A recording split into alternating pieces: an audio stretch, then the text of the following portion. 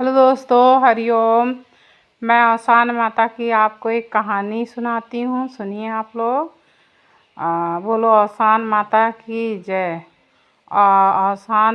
एक गांव में एक औरत थी। वो आसान माता की बहुत बड़ी भक्त थी। अक्सर आसान माता की वो पूजा करा करती थी।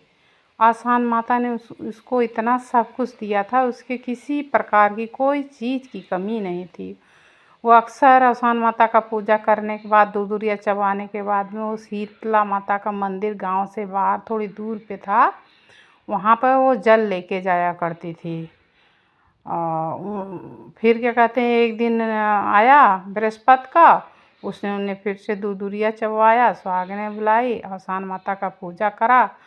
पूजा करने के बाद में, कथा करने के बाद में वो मंदिर में जल लेके गई शीतला माता को जल चढ़ाने के लिए। तो जल चढ़ाया, फिर उसको याद आया, अरे आई हूँ उतनी दूर तो मैं गुरुजी से मिल लेती हूँ। वहाँ पे एक गुरुजी थे मंदिर में, बहुत पहुँचे हुए गुरु थे, साधु संत ज्ञानी।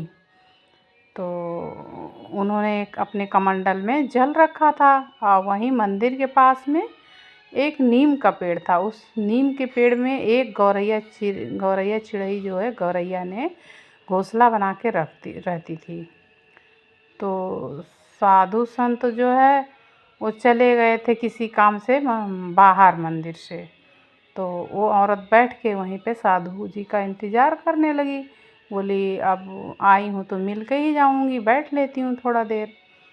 तो इतनी देर में गौरैया को प्यास लगा।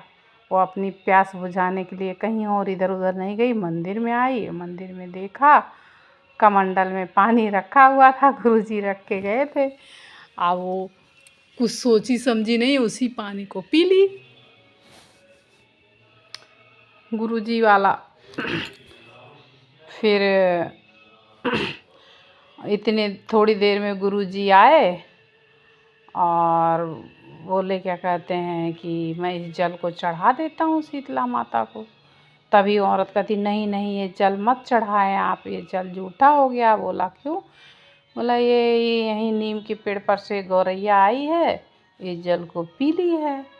अब जो है भैया, गुरुजी जो साधु थे, बहुत गुस्सा उनको आया, इतना गुस्सा आया कोई हिसाब नहीं है। अब उन्होंने गुस्से में एकदम से गौरैया को शराप दे दिया। बोला जाओ जाओ, अब तुम कहीं पानी नहीं पाओगी, प्यासी रहोगी, तड़पती रहोगी।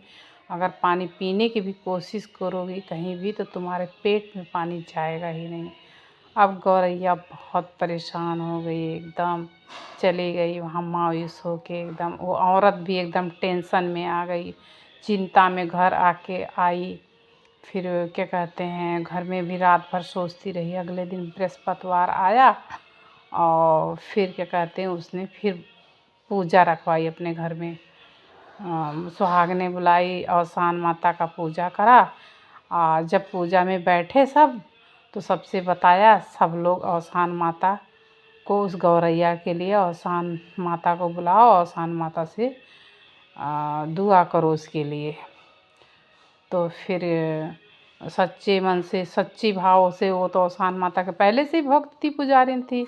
आसान मैया उससे वैसे भी बहुत ज़्यादा खुश रहती थी। तो सच्चे मन से बोलती, हे आसान माता, ये मैं पूजा उस गौरैया के लिए करवा रही हूँ, मैं अपने लिए नहीं करवा रही हूँ। आप आइए, उस गौरैया को पानी पिलवाइए और उसको जो है जो बद्दुआ दिया है उन्होंने, श्राप, उस श्राप से मुक्ति दिलवाइए। वो पानी पिए, हमारी चिंता दूर हो जाए।